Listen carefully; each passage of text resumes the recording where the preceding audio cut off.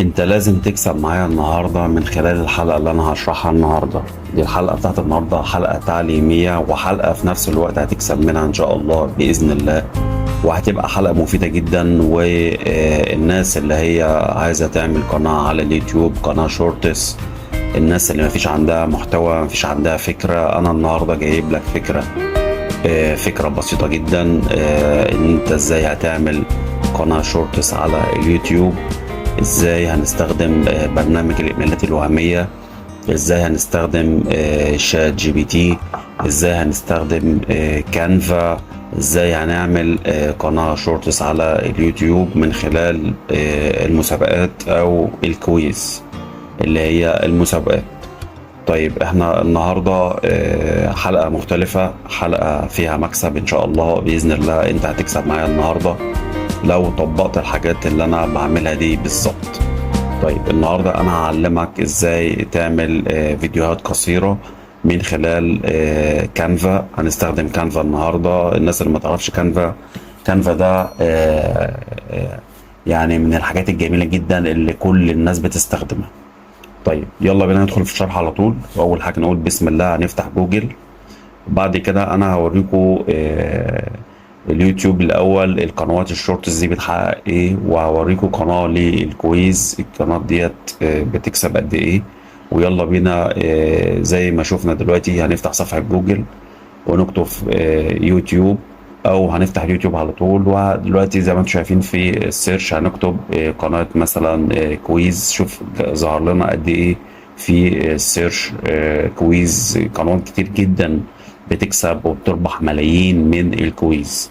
يعني مثلا قناه زي اللي احنا شايفينها دي، كويز كينجدوم، تمام. دي قناة أجنبية بتحقق زي ما انتم شايفين ملايين المشاهدات، بتحقق ملايين الدولارات شهريا من خلال المسابقات ومن خلال الاستطلاعات الرأي زي ما انتم شايفين. انا بس حبيت النهارده ان انا اجيب لكم حاجه كده بالاثبات عشان تصدقوا الكلام فعلا اللي بيحصل بسبب الربح من الشورتس. مثلا القناة دي مثلا محققة أو فيها مثلا 380 ألف مشترك، وعامل حوالي 534 فيديو. لو جينا نزلنا هنا بصينا مثلا على المشاهدات اللي زي ما انتم شايفين، عمل هنا مثلا مسابقات بالانجلش، هنا عن اللوجو، وهنا عن مثلا الريزرز، وبيقول لك هنا مثلا مثلا الوزن، يعني جميع الافكار بقى. انت بقى مثلا في فكره جت في بالك، انا عايز اعمل والله حاجات عن مثلا الوزن. لو احنا مثلا اكلنا ايه الوزن هيقل، الوزن هيزيد، كلام من ده. زي ما انتم شايفين طبعا دي من اكتر القنوات اللي هي بتجيب مشاهدات في الوقت الحالي. القناه اللي انتم شايفينها دي طبعا انا افتح لكم مثلا فيديو اهوت. الفيديو ده مثلا عامل حوالي 23 الف مشاهده من 11 يوم وقت تسجيل الفيديو. طيب ندخل على تاني حاجه وهنكتب تيمبي ميل. تيمبي ميل ده يا جماعه الايميلات الوهميه. طبعا انا شرحته قبل كده في القناه بتاعتي، تقدر تزور القناه بتاعتي وتشوف الفيديوهات اللي انا عملتها قبل كده من خلال الشرح. ده موقع ايميلات وهميه. الناس اللي هي ما فيش عندها ايميلات، الناس اللي هي مثلا تقول لك انا لسه هعمل ايميل ولسه ما بعرفش اعمل ايميل، كلام من ده. انا ببسط لك الدنيا النهارده في الشرح، وكل حاجه ان شاء الله سهله، بس انت طبق ورايا الشروط. طيب بعد ما استخدمنا تيم بيل هنستخدم كمان برنامج كانفا. برنامج كانفا ده اللي احنا هنبدأ نعمل من عليه ديزاين او الحاجات اللي احنا هنبدأ نعملها اللي هي الفيديوهات الشورتس. طبعا برنامج كانفا ده فيه فري وفيه برو. تمام. انا طبعا مش هشرح البرو دلوقتي، طبعا ده البرو ده اللي هو محتاج اشتراك. احنا هنشتغل على النسخة الفري. طب بعد كده احنا بننزل بعد ما نفتح كانفا طبعا اول حاجه بيطلبها الايميل. طيب احنا اتفقنا ان احنا هندخل نحتاج هنكتب تيم بيميل، تمام. هناخد الايميل اللي ظهر لنا هنا في تيم بيميل، وبعد كده هنعمل كوبي ونعمل هنا بيست، تمام، عشان نسجل في كانفا. لو انت اول مره تشوفني او اول مره تشوف القناه بتاعتي، القناه بتاعتي انا بشرح لك حاجات تعليميه وفي نفس الوقت ارباح. يعني انت ازاي تتعلم وفي نفس الوقت ان انت تحقق ارباح دولارات من خلال افكار. يعني انت لو شفت القناه بتاعتي، انا قدمت كذا فكره عن حوارات، قدمت كذا فكره عن ديزاين بيجيب فلوس، كلام من ده. فانت مثلا لو انت عندك افكار كتير، انت برنامج كانفا ده هيفيدك جدا في ان انت تعمل فيديوهات. مش شرط ان انت تطلع بصوتك، مش شرط ان انت تطلع بصورتك. طيب بعد ما احنا عملنا الجينيريت او عملنا الايميل، سجلنا بالايميل طبعا احنا هناخده هنا كوبي تاني في تعليقه بس كده، هناخده كوبي. وبعد كده طبعا هو بيديك هنا تايم لاستخدام الايميل ده. يعني مثلا انا مثلا مديك 10 ثواني او 10 دقايق قصدي. تمام. بعد كده بينزل تحت يبعت لك رساله للتفعيل اللي هي فيريفيكيشن كود. بعد كده بتنزل تحت من خلال الايميل الوهمي ده، بتنزل تاخد او بتفتح الرساله اللي جات لك من خلال برنامج كانفا. بتنزل تحت بتاخد الفيريفيكيشن كود. تمام. وبتفعله. وبعد كده اللي هو بيقول لك اهو ادخل الرمز. بندخل الرمز ده من خلال الموقع التمب ميل. وبعد كده بنعمل استمرار. طيب زي ما انتم شايفين كده بننزل تحت هنا اللي هو بي او اي. تمام. وبيقول لك الفيريفيكيشن كود اللي هو الكود بتاعك اللي احنا هنفعل بيه في كانفا اهوت بدأ يظهر اهو. او بيقول لك اهوت الرمز اللي هو الخاص بيك بتاع كانفا اللي هو 401 385. هناخده مثلا كوبي او ممكن نكتبه على طول هناك في التسجيل بتاع كانفا علشان نعمل استمرار. عملنا مثلا اهوت كوبي، وعملنا كليك يمين وعملنا بيست.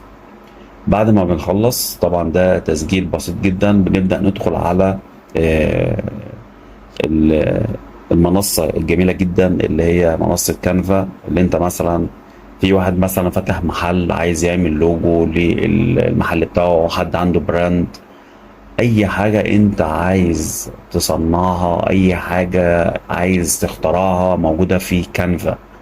احنا طبعا زي ما قلنا هنشتغل على النهاردة النسخة المجانية. طيب بعد ما دخلنا انا طبعا عمله لكم باللغه العربيه عشان الناس اللي هي ما تعرفش في الانجليش. بعد كده بندخل على، بعد ما يفتح دي طبعا الواجهه بتاعت البرنامج، بندخل على الفيديوهات. وبعد كده بنبدا السهم اللي هو الشمال ده، بندخل مثلا على فيديو يوتيوب. او انت ممكن مثلا هنعمل قناه شورتس زي ما اتفقنا. بتكتب مثلا في السيرش. هوريكم برضو يعني هنجيب اسطمب كده جاهزه اللي هي الكويز اللي هي بتاعت حلقه النهارده. هنكتب مثلا الكويز يديني مثلا فورمة جاهزة او ديزاين جاهز للكويز. في طبعا حاجات برو وفي حاجات فري. احنا مثلا هنختار مثلا يعني هننزل كده، ممكن مثلا انت بقى وذوقك بقى عايز مثلا تختار الديزاين ده، عايز تختار الديزاين ده، عايز تختار الديزاين ده انت وراحتك خالص، مفيش اي مشكلة. انا مثلا هنختار اللي هو الفري اول واحد ده اللي هو الكويز تايم. طبعا الكويز تايم ده بيديك اسئله في الاول وبعد كده اختيارات زي ما انتوا شفتوا كده في الاول. طبعا ده كده احنا دخلنا على اخترنا الديزاين ده. الديزاين ده مثلا عجبك، حاسس كل واحد وذوقه بقى. بنبدا احنا طبعا ندخل هنا وبنمسح الكلام اللي هو المكتوب ده. احنا كل اللي احنا بناخده الديزاين بس مش اكتر. انت ممكن طبعا انت تمسح الكلام الاصفر ده، تعمله لون احمر، لون اسود، اللون اللي انت تحب، اللي انت كل واحد وذوقه انت بقى. ورينا بقى الابداعات بتاعتك. طيب بعد كده هنجيب الكلام ده منين بقى؟ هندخل بقى على الشات جي بي تي. طبعا برضو اللي ما شافش الشات جي بي تي اول شارع ايدك اليمين هتدخل فيه. طب انا شرحت قبل كده الشات جي بي تي حلقه مخصصه. طبعا انا بدخل على طول عشان انا عامل ساين اب في شات جي بي تي. تمام. وهنبدا نكتب له بالانجلش كده شويه حاجات كده عشان نبدا نعمل قناه اجنبيه بقناه كويس. يعني مثلا انا كتبت له مثلا انا محتاج 10 اسئله عن الجغرافيا. يعني كتبت له مثلا رايت 10 questions about geography. الناس طبعا اللي هي عايز تعمل القناه باللغه العربيه ما فيش اي مشكله. انا النهارده بشرح لكم باللغه الانجليزيه. بدا يكتب لي هنا 10 دول. تمام. كتب لك مثلا ساوث امريكا، ارابيان مش عارف ايه، واستراليا، افريقيا، والعالم كله، وهنا نورث امريكا. هنا يعني بدأ يجيب لك هنا ولايات. تمام. حسب ما انت كتبت له. طيب بعد كده هنبدأ مثلا الشرح ده ما هوش كافي، احنا هنبدأ نكتب له محتاجين 3 اختيارات تانيين او 3 اسئلة. يعني كتبت له write 3 multi choices for each questions. كتبت له لكل حاجة انت كتبتها لي اكتب لي ليها مثلا سؤال، او اكتب لي ليها مثلا 3 حاجات، ايه هي الصح وايه هي الغلط. بدأ يكتب لك اهوت مثلا النرويج، نيوزيلندا، سويسرلاند. بدأ يقول لك هنا مثلا صحراء، ديزرت، مش عارف ايه في العالم كله، حسب ما انت بتكتب له الشات جي بي تي وانت بتوجه في الشات جي بي تي انت محتاج ايه. رجعت ثالث مره كتبت له تيل مي ذا كوريكت انسر فور اتش. يعني هو الاول اداك اسئله وبعد كده احنا بدانا نقول له ايه، طب ادينا بقى الاجابه. يعني هو في الاول كده زي ما انتم شايفين الاسئله، احنا محتاجين 3 اسئله لكل اختيار احنا كتبناه في الاول. بدأ يقول لك اهوت كل حاجه. طيب هنبدأ بقى ناخد احنا كوبي من الاسئله. طبعا احنا النهارده الكويز عباره عن اسئله واجوبه زي ما اتفقنا. بنبدأ نعمل كوبي، تمام، وبعدين بنيجي هنا نختار في اول حاجه بيست. تاني حاجة بقى بنبدأ اللي احنا الاي والبي والسي. طبعا الأسئلة دي طبعا هنبدأ نعملها بقى كوبي وبيست. يعني هو الحلقة برضو مش صعبة، كل واحد النهاردة هيتعلم ازاي اللي هو يعمل قناة شورتس على اليوتيوب، مفيش فيها أي مشكلة. أو لو أنت حابب تعملها مثلا على انستجرام، حاول أنت تعملها مثلا على تيك توك زي ما أنت عايز. هنبدأ ناخد طبعا الأسئلة هنا ونعملها في الأول كوبي وبيست، كوبي وبيست زي ما انتم شايفين كده، كوبي وبيست A B C. تمام. وبعد كده هنبدأ نعمل بقى تاني حاجة اللي هي الديزاين رقم 2 ده. تمام. او بعد ما خلصنا انت وذوقك بقى، انت عايز بقى تشيل الكلام اللي تحت ده، حابب مثلا تجيب ده في النص شوية توسطنه، حابب انت مثلا تكبر الخط شوية، حابب اللي انت تعمله بلون مختلف. الابداعات بقى بتاعتك انت بقى، ابدأ انت طلعها بقى وابدأ انت ظبط الدنيا في الديزاين بتاعك اللي هيطلع في الشكل النهائي. يعني مثلا انت محتاج خلفية، تمام، دخلنا هنا مثلا زي ما انت شفت كده وعملنا خلفية مثلا باللون الاصفر. وحبينا مثلا الاسئلة برضو نعملها يعني اول سؤال تمام الرئيسي، وبعد كده بدأنا نعمل ايه والبي والسي مثلا برضو اللون الاصفر. زي ما قلت لكم انا عامل لكم باللغة العربية النهاردة الكانفا عشان الناس اللي هي اول مرة تتفرج عليا تعرف ازاي تستخدم برنامج كانفا. ايه رايكم بقى في الديزاين بعد ما خلصنا وظبطنا؟ انت بقى مثلا كويس تايم دي انت ممكن بقى تغيرها بقى تعملها مثلا ايه. انا النهارده بتكلم عن الجغرافيا مثلا، إيه ممكن مثلا تكتب له جغرافيا او تعرف الناس ان دي مثلا شورتس عن جغرافيا، تمام، كويز جيوغرافي، تمام، او زي ما انت عايز بقى في المجال بتاعك اللي انت بتحبه. مثلا هنا مثلا كبر شويه، صغر شويه، هنجيبها مثلا بميل شويه. العب بقى زي ما انت عايز بقى، يعني ايه، ابدع زي ما انت عايز حسب بقى اللون والديزاين. مثلا دي انا هشيلها مش عجباني، ودي كمان مثلا انا هشيلها مش عجباني. ايه رايكم كده مثلا؟ يعني مثلا ديزاين كده احسن شويه. طيب ننزل تحت مثلا برضه نشيل دي كمان ونشيل دي كمان، تمام، عشان ما نعملش خيله بس على الفاضي. بعد كده هننزل للاجوبه بقى. طيب الأجوبة دي هنجيبها منين؟ زي ما كتبنا الأسئلة احنا طبعا عملنا في الشات جي بي تي الأجوبة. طيب هنا مثلا نفس السؤال هنكرره تحت، يعني نفس السؤال هنكرره تحت، لأن طبعا الكويز دي جاهزة، احنا جايبينها زي ما اتفقنا تمبلت جاهزة من على كانفا. طيب هننزل تحت بقى بعد ما خدنا بقى الأسئلة. طبعا احنا خدنا هنا السؤال تاني اهو نسخناه من شات جي بي تي. هننزل هنا طبعا نقوم مثلا ايه عاملين له كوبي وعاملين له بيست، تمام. وزي ما انت عايز برضو زي ما قلت لك انت الديزاين ده بايدك انت. انا بشرح لكم حاجه كده سريعه. طبعا هنا برضو هنعمل له خلفيه، حابب انت الخلفيه بقى ايه، بدل ما تخليها مثلا اصفر خليها احمر، ازرق، جميع الالوان زي ما انت شايف كده، خليها اخضر زي ما انت شايف، كل واحد وذوقه. او حضرتك مثلا لو انت هتعملي قناه مثلا عن الطبخ، تمام، الاكله دي مثلا بتتكون من ايه، رقم 1 و2 و3 الاسئله، وبعد كده الاجوبه. طبعا هننزل هنا طبعا نختار الاجوبه زي ما احنا قلنا الكوريكت انسر، يختار لي الاجوبه الصحيحه بالنسبه للاسئله اللي احنا سالناها. طبعا كل الشغل النهارده كوبي وبيست، زي ما انتم شايفين النهارده مفيش فيه اي مشكله خالص، كوبي وبيست.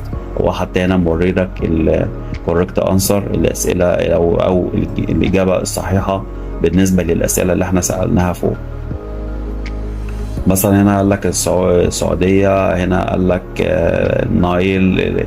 حسب كل حاجه بقى انت كتبتها له في الشات جي بي تي، انت بتوجه الشات جي بي تي والله اكتب لي كذا واعمل لي كذا. طيب احنا كده يعتبر خلصنا يعني الحلقة، او خلصنا الديزاين اللي احنا هناخده في الاخر وننزله في القناة بتاعتنا، قناة الشورتس. طبعا هنا برضو عايز تغير في الكويز تايم، تمام، انت عايز تعملها مثلا كويز جيوغرافي، او زي ما انت عايز هتكون مثلا كويز انسر، تمام، علشان كل ده طبعا بيشتغل ورا بعضه. حابب طبعا انت تضيف بقى موسيقى، حابب بقى تضيف مثلا رنة، زي ما انت عايز خالص، مفيش اي مشكلة. طبعا بننزل تحت طبعا بنعلم على اللون الاصفر اللي هي الاجابة الصحيحة، او زي ما انت عايز تعملها بالاحمر، كلام من ده. عشان طبعا زي ما انتم شايفين التمبلت دي بتشتغل تلقائي. احنا اخترنا النهارده ديزاين تلقائي. بعد ما بتخلص وتظبط الدنيا بتفتح فوق كده وتختار قائمة التنزيل، تمام. عايز بتنزلها بتنسيق MP4 عشان تبقى النسخة جميلة. بعد كده زي ما انت شايف كده بتسيبه يحمل. وده الفيديو الشورتس اللي احنا عملناه. ما اعتقدش ان في صعوبة النهارده في الفيديو بتاع النهارده، او اللي انت تربح من الانترنت. انا النهارده قلت لك شرح بسيط، حاجه بسيطه، وريتك النهارده بالتفصيل، او وريتك قنوات كويز. انت زي ما انت شفت في السيرش، زي ما احنا كتبنا قنوات الكويز بتكسب قد ايه الدنيا. يعني زي ما انتم شايفين كده ده الشكل النهائي بعد ما شغلت الفيديو. فهو بيبدا يقول لك بقى ايه الباز، هو يبدا يقول لك دي الاجابه الصحيحه او دي الاجابه الخاطئه. ودي كانت الحلقة بتاعت النهاردة، وشكرا جزيلا، والسلام عليكم ورحمة الله وبركاته.